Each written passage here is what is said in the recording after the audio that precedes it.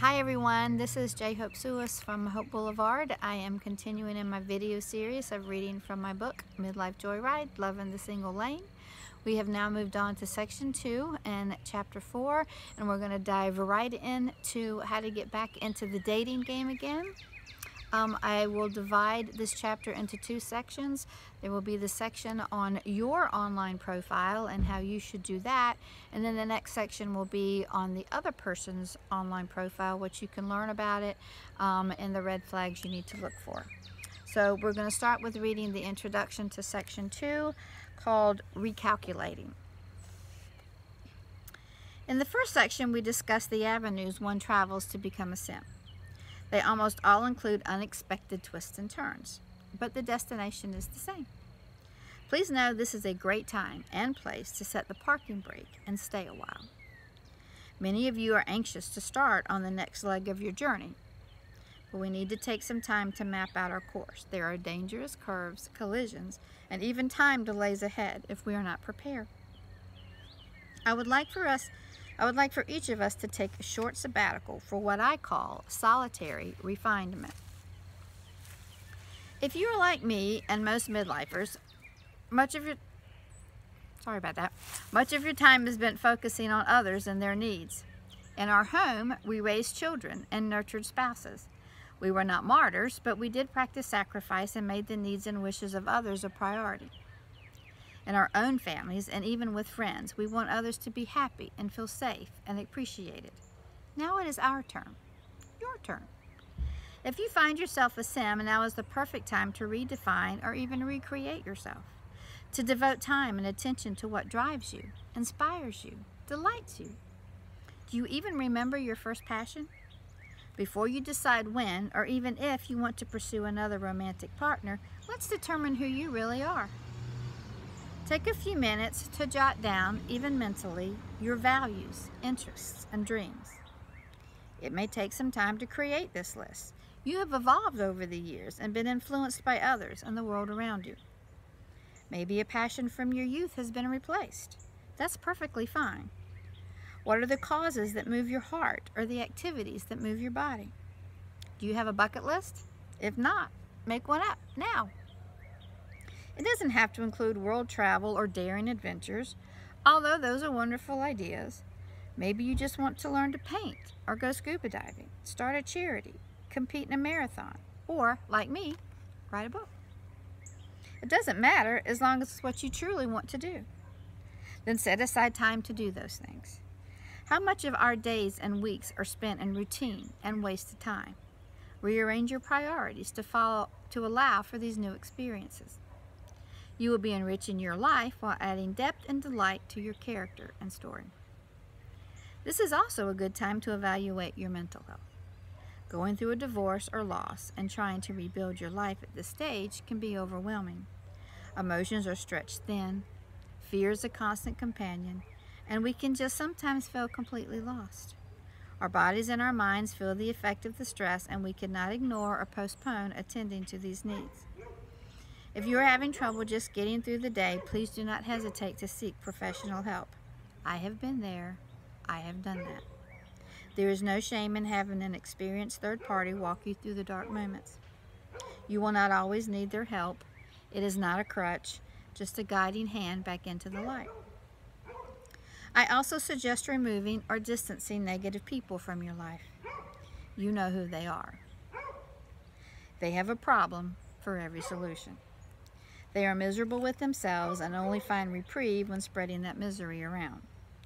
I am not saying you should completely block them, but I would recommend taking a break from their influence, at least for now. Surround yourself with positive and encouraging energy. We cannot overlook our physical health either. As mentioned earlier, for years we focused on the well-being of others, sometimes to the detriment of our own. Stress wears on our bodies, affects our ability to sleep, and can cause headaches, anxiety, and bad nutrition habits. It can even lead some to abuse alcohol or drugs. Now, more than ever, it is crucial to maintain the best health possible. As we age, we do not know what lies ahead. Every day is a miracle, and we need to do our best to take care of our bodies. Set aside time for a complete physical to understand the needs and status of your health. You can discuss any concerns with your doctor and address any issues. You must decide which personal steps to take for yourself, but we can all choose to eat better, get more sleep, a little exercise a little more, and adopt other basic healthy lifestyle habits.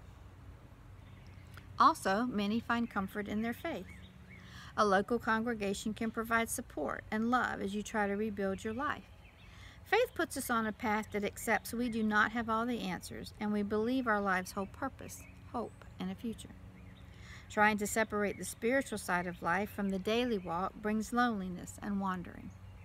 There is a peace that only comes from surrendering the will of your life to God, who has only the best intentions and love for you. Before heading back out on the feelings freeway, avoid repeating mistakes.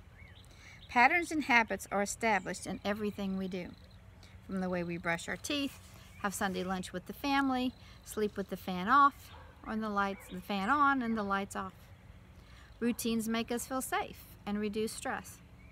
But when it comes to relationships, we also tend to follow certain patterns. We pick partners with personalities, quirks, and even scars with which we are familiar. If you have a repeated history of failed relationships, examine why you are drawn to them and how to recalibrate your emotional compass. I have a friend who spoke with me recently about how being an empath led her to continuously choose men who needed an emotional rescue. An empath is highly in tune with the feelings and circumstances of others. They are nurturers by nature. They take on and absorb the emotions of those around them and even carry their pain and strongly identify with their struggles. Kim is an extremely sensitive person who identifies herself as a healer. She believes it is her life's passion and calling to reach out and comfort, restore, and uplift others. She has a keen sense of emotional observation when someone is in need. Of course, it is only natural that this transfers into her romantic life. What she has discovered, however, is that one cannot be a lover and a healer to the same individual. People who enter relationships with significant emotional damage or baggage cannot be fixed by the love of another, no matter how badly someone wants to try. Once the two are emotionally bonded, it is difficult to dispense health and healing. It is similar to a doctor attempting his or her own surgery. She also has observed through the years that if someone has no need to rise to the occasion, they usually will not. She became a crutch in her relationships, and when she was still unable to calm her partner's storms, she became the new enemy. I tell you her story because she was smart enough to recognize her patterns. She consciously worked to pinpoint the warning signs so that she does not repeat these types of relationships. It is a learning curve. She is still single, but she now has a clear image of what she is looking for and not looking for. Maybe your patterns are vastly different. Maybe you go for the bad boy type with whom you aim to tame, but will only leave you alone again. Or maybe you continue to pick the flighty party girl because she's fun and exciting, but has no real sense of commitment or maturity. The type isn't really the issue. It is the vicious cycle that those types put you through. Let this be the moment when you decide to break that cycle. Determine for yourself the type of life and relationship you want, and then only pursue someone who matches those goals.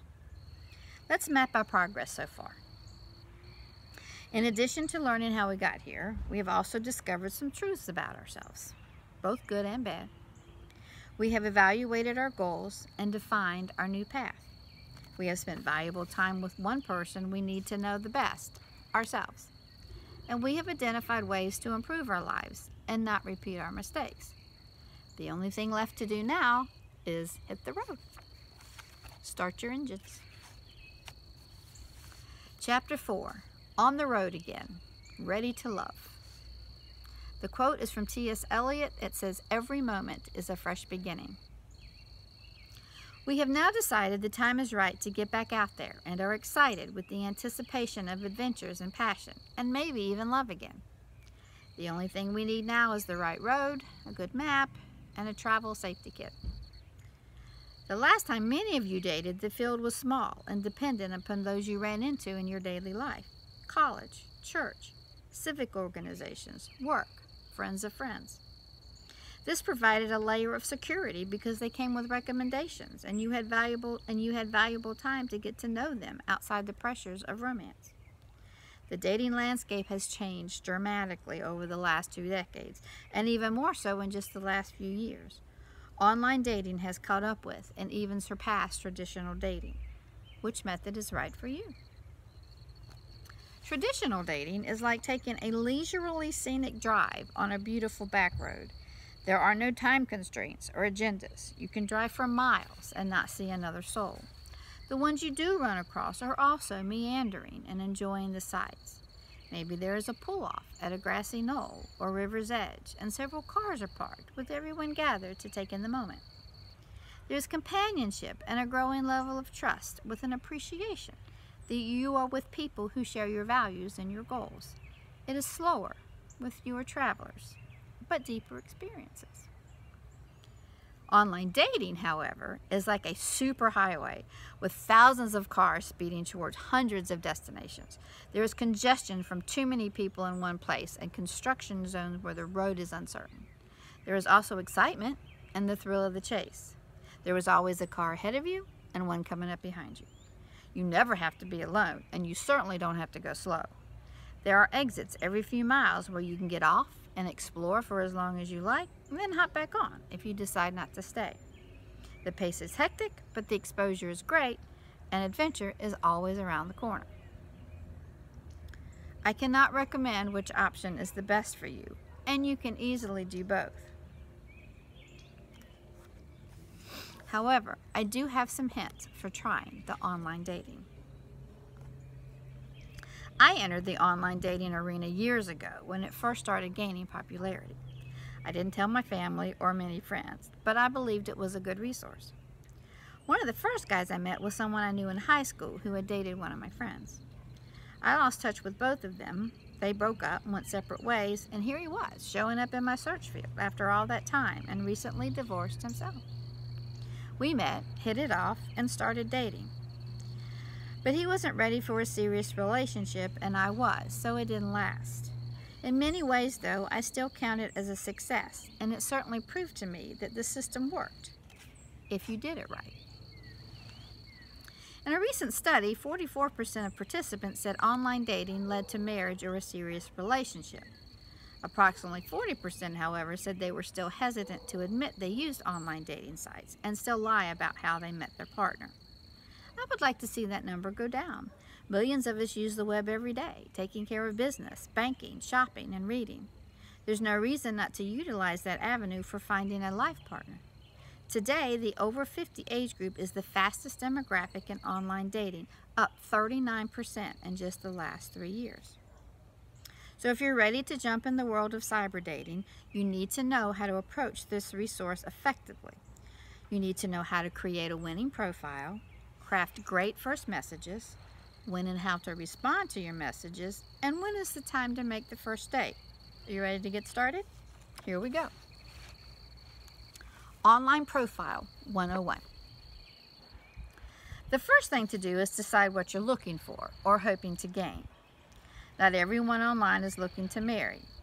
It is okay if you're one of those people. It is not okay if you are vague or unclear about your intentions.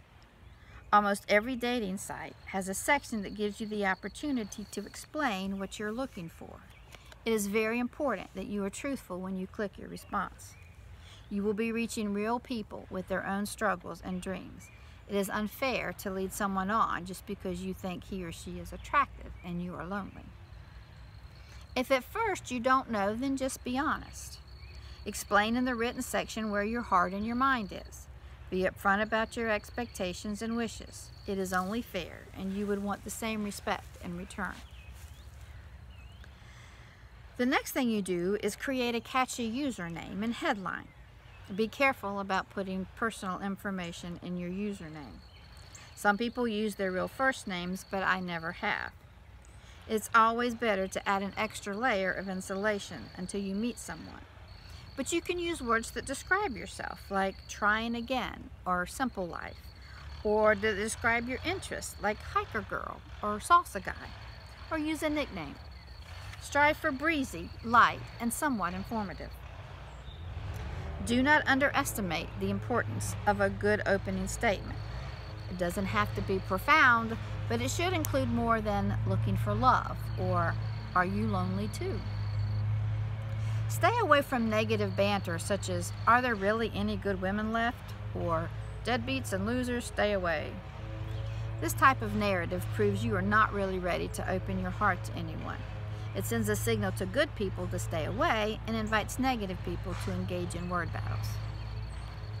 Be creative with your opening statement. I liked a particular one by a guy who was a chef. His headline read, "Let's cook up something great together." Another good one read, "My boat, a glass of wine, the sunset, and you." These people took the time to put together a few simple words that made you envision something fun, relaxing, or exciting. The headline should spark an interest in finding more about this intriguing person, you. Your personal dating dossier. Rule number 1, be honest. Be honest about your photos. Use current pictures. The number one complaint by both men and women is finding out someone used old pictures on their profile. This is not the time to pull out your Throwback Thursday photos from Facebook. We do not want to see your college education or pictures from your Y2K party. They should at least be no more than 2 years old. If someone agrees to meet you, it's unfair to make them play a dating version of Lineup, or they must scan the room trying to pick out the 3 people most likely to be you, hoping they walk up to the right one. Use a current picture, and at least one, to be fair, should be a full-body, clothed shot. Headshots are reserved for yearbooks, hideous company badges, and bleary-eyed mugshots. A friend of mine told me a story of meeting a lady who was much larger in person than in her pictures. He was shocked, but continued with the dinner and conversation. When he walked her to her car, she mentioned having another date, to which he politely said he did not think they were a match. Upon hearing her answer, she immediately began openly crying in the parking lot. This was extremely awkward and put my friend in the position of trying to comfort her, when in reality she brought some of this on herself. My guess is those tears were the result of a string of disastrous first dates because she lied about her size. You do not have to be a size 6 to date, because if you did, I'd never date again. But you do need to be real about who you are. If you cannot be honest at the first step of the process, you are only setting up yourself for disappointment and crying in parking lots. I hear stories like this play out over and over with people I talk to. I don't mind a little touch-up. I'm guilty of photoshopping with a good lighting filter myself, but they need to be a true representation of who you are today. If not, you're lying. It's just that simple. Even if someone thinks you are funny, smart, and charming, when they meet you and determine you were scamming them about your looks, they're going to walk away. Be honest about your age. This one may be a little harder to figure out when first meeting, but eventually it will come out. People lie about their age for different reasons. Women shave off a few years so they can attract a younger guy. Many guys like the idea of dating an older woman, so they lie in the other direction. I have no problem with age differences as long as both parties are honest about their age from the beginning. Starting out with a lie decreases your chance of success immeasurably. Be honest about your current relationship status. People assume when they go on a dating site that the ones they meet are single and ready to date. Being single doesn't always mean someone is ready to date, though, but being available should be a prerequisite. Unfortunately, there are people who create a dating profile while still married, living with a spouse, or separated. Obviously, if you're still living with someone, you should in no way be on a dating site. Even if you have plans to divorce and it is a financial short-term arrangement, you will never meet anyone of quality who will accept this situation. As I will mention later under red flags, I also strongly suggest not putting up a profile during a separation. Many things can change in the months leading up to a divorce, and it is simply unfair to put another's heart at risk during this traumatic time of your life. Be honest about your relationship status. You will ruin someone's trust if after a few dates he or she discovers you are not actually divorced. I have met men with separation as their status, but I did so fully aware it was most likely just a nice evening out and would not lead anywhere.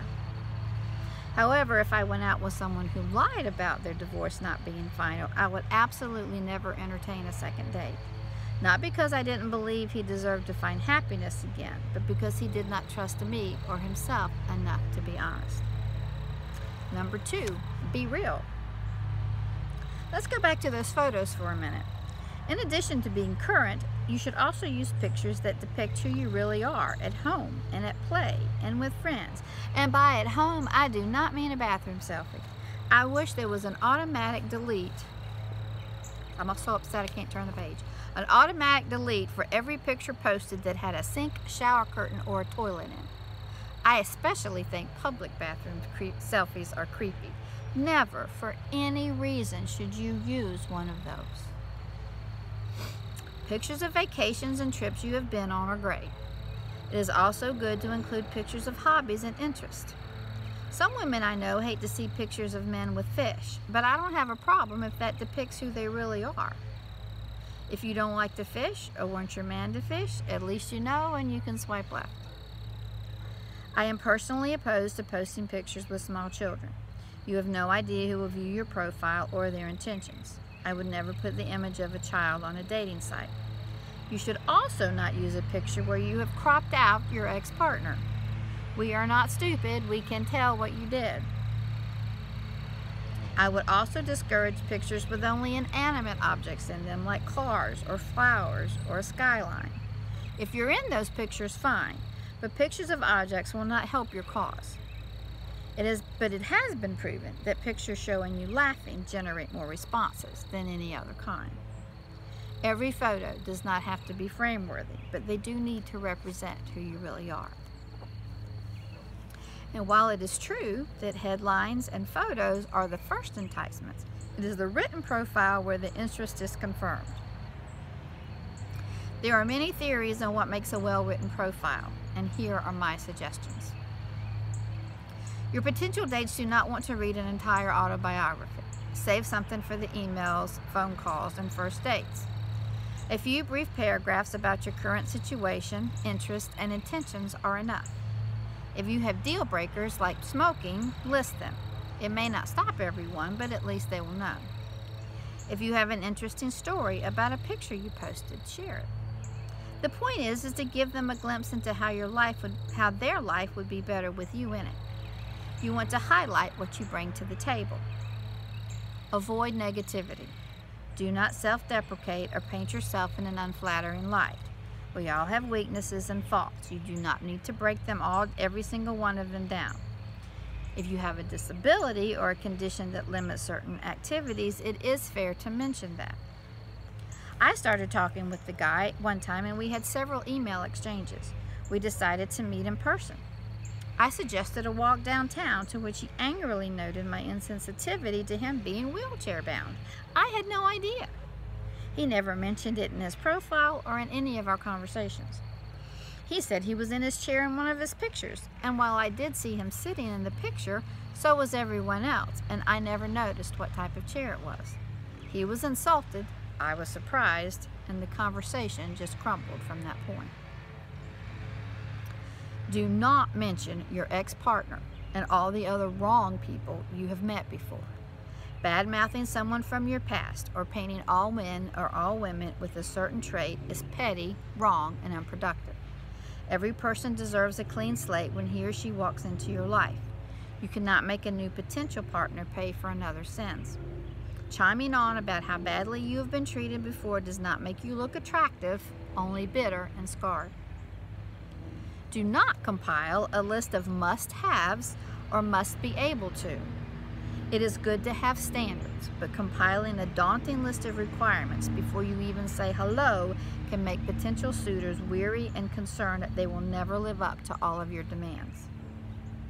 If you have certain deal breakers, you should provide that information, but this is not a shopping spree. If you have a catalog of prerequisites, you will turn people away.